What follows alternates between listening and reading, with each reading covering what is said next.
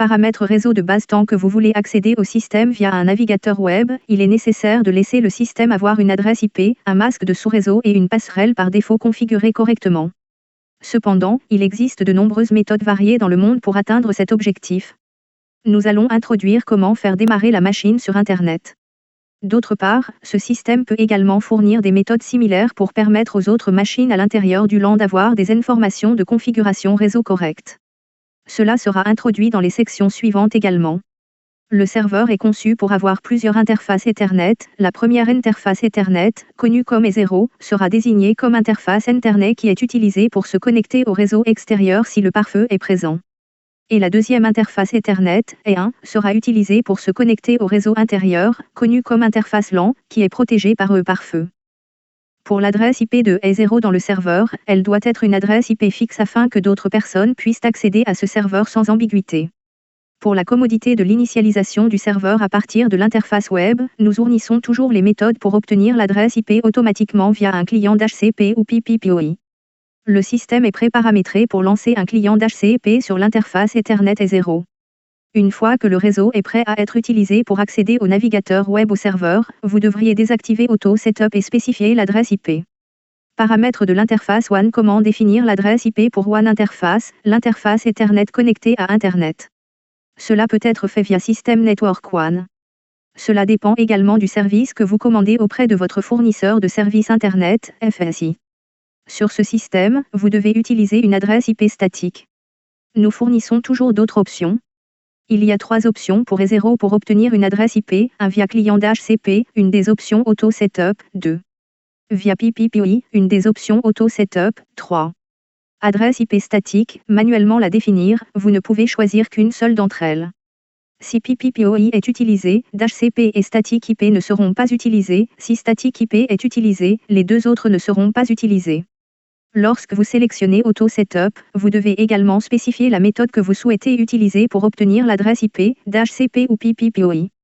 Une fois d'HCP ou PPPoE choisi, le système ignorera les autres éléments comme IP adresse, NetMask, Default Gateway et DNS Server dans ce menu. En utilisant le client d'HCP, les paramètres pour l'adresse IP, le NetMask, le Gateway par défaut et les DNS Server seront obtenus du serveur d'HCP résidant dans le sous-réseau que E0 écoute. Pour PPPoE, il est nécessaire de remplir les données correspondantes dans la page PPPoE. Interface Ethernet peut avoir plusieurs adresses IP. Elle peut également être définie via System Network WAN. Ces multiples aliasing adresses IP devraient généralement se situer dans le même subnet que l'adresse IP principale spécifiée précédemment sur E0. Il n'est pas logique de spécifier une adresse IP qui ne appartient pas au subnet auquel elle réside, sauf si vos sous-réseaux ne sont pas bien partitionnés. Nous introduisons rapidement ici le concept de subnet sans entrer dans trop de détails. Pour une adresse IPv4, vous voyez généralement quelque chose comme 61.2.34.56 ou 192.168.1.34. Cela correspond en réalité à un flux binaire 32 bits,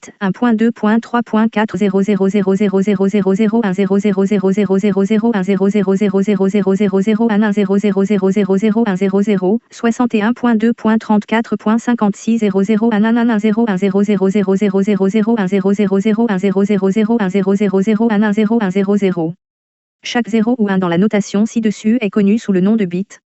Pour savoir un groupe d'adresses appartenant au même sous-ensemble, vous effectuez simplement une opération bit à bit pour les adresses IP et NetMask et vérifiez si le résultat est le même. Si le résultat est le même, nous disons que ce groupe d'adresses appartient au même subnet. Pour expliquer ce qu'est l'opération AND, nous spécifions simplement de la manière suivante, 0 AND 00, 0 AND 1 0, 1 AND 00, 1 AND 1. Adresse IP 1.2.3.4 avec NetMask 255.255.255.0000000000000000000000000000000000000000000000000000000000000000000000000000000000000000000000000000000000000000000000000000000000000000000000000000000000000000000000000000000000000000000000000000000000000000000000000 L'opération AND est 1.2.3.0. Parfois, nous appelons simplement ce sous-réseau 1.2.3.0/24 car il y a 24 1 sur le NetMask. Un NetMask valide est avec des 1 consécutifs depuis le début. Ainsi, vous n'avez pas à vous soucier de la façon de mettre ces 24 1 dans ces 32 positions. IP aliasing peut être combiné avec la fonctionnalité Port Forwarding dans Border Control pour distribuer le trafic vers plusieurs serveurs pour le traitement. Les fonctionnalités de Border Control seront introduites plus tard. PPPoE Setup. Qu'est-ce que PPPoE? Parfois, l'ISP vous demande d'utiliser PPPoE pour obtenir une adresse IP à utiliser sur Internet. Cela dépend du service que vous commandez auprès de l'ISP. PPPoE signifie Point-to-Point Protocol over Ethernet. Il est généralement utilisé par les fournisseurs de services DSL pour contrôler accès sur leur réseau. Généralement, le MTU pour Ethernet est de 1500 octets. Mais l'overhead du PPPoE plus 2 octets d'overhead pour le cadre PPP encapsulé implique un MTU pour l'interface PPP de 1492 octets au maximum. Pour jouer en sécurité, il serait préférable que les machines derrière ce serveur aient des valeurs MTU plus faibles pour passer par cette interface via PPPoE. Les fournisseurs de services DSL doivent fournir le compte et le mot de passe afin que vous puissiez entrer ces données sur System Network PPPoE, par exemple, compte PPPoE, miaccount@miprovider.net, mot de passe, password-off-base-account serveur DNS, 206.13.28.12 MTU réglage, 1492 octets. LAN et DHCP pour définir les adresses IP pour ces interfaces LAN, cela peut être fait via système réseau Ethernet/DHCP. La première interface Ethernet E0 est connue comme l'interface connectant au réseau extérieur. La deuxième interface Ethernet E1 est utilisée pour connecter le réseau local. Parfois, on l'utilise simplement comme LAN. Vous pouvez également mettre plusieurs interfaces Ethernet dans un pont et définir l'adresse IP pour cet appareil pont. Dans ce cas, ces interfaces Ethernet dans le pont n'ont pas d'adresse IP. Il est nécessaire de définir des adresses IP sur les interfaces LAN.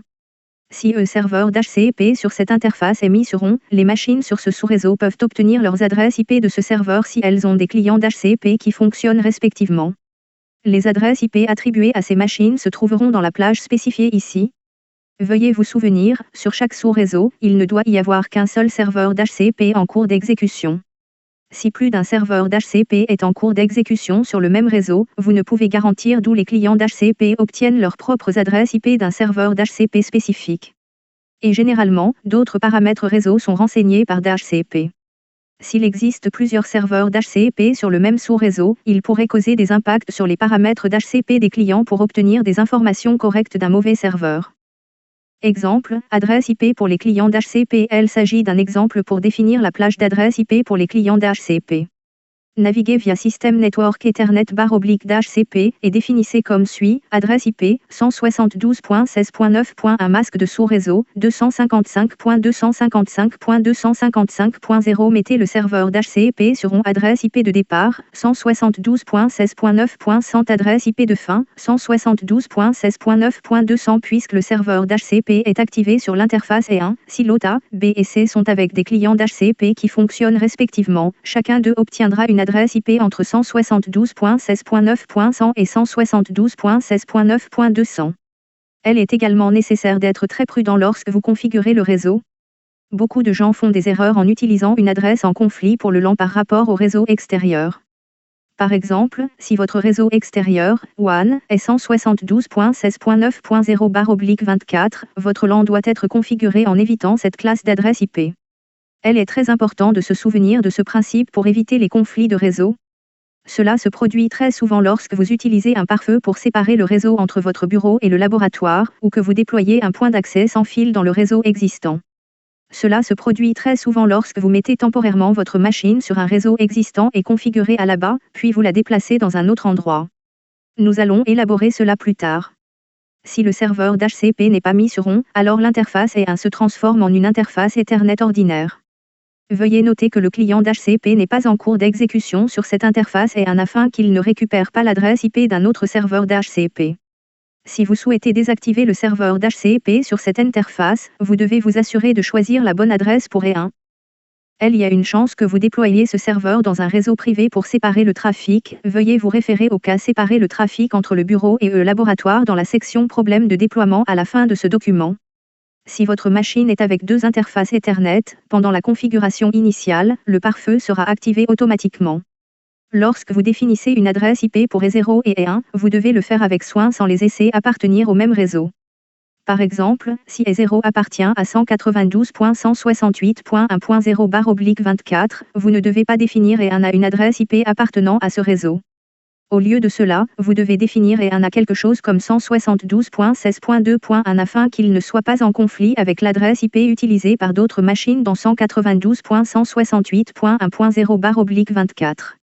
Il est également possible de mettre plusieurs ports Ethernet dans un pont Ethernet et tous ces ports Ethernet partagent la même adresse IP. Le trafic entre ces ports Ethernet dans le même pont est acheminé en mode pont.